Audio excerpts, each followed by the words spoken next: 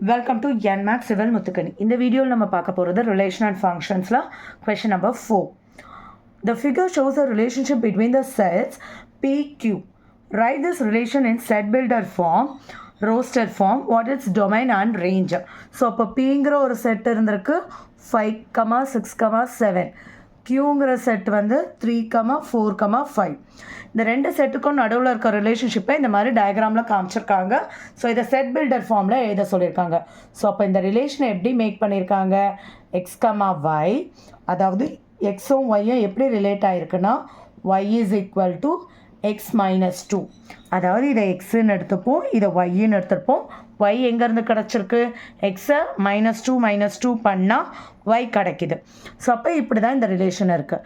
X belongs to P, Y belongs to Q. இதுதான் set builder form. Roster form ரொம்ப simple. Just அந்த X Y நீங்கள் எழுதுறீங்கல்ல, அதை கமா பண்ணி எழுத வேண்டியது தான். 5, 3, 6, 4, 7, 5. அவ்வளோதான்.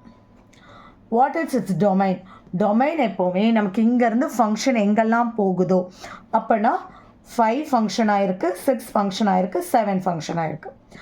ரேஞ்சுங்கிறது நம்மளோட ஒய் சைடில் எதுக்கெல்லாம் ஆரோஸ், அதாவது ஃபங்க்ஷன் வந்திருக்குதோ அதுதான். இப்போ இந்த ப்ராப்ளமை பொறுத்த வரைக்கும் ரேஞ்சும் கோடொமைனும் சேம்.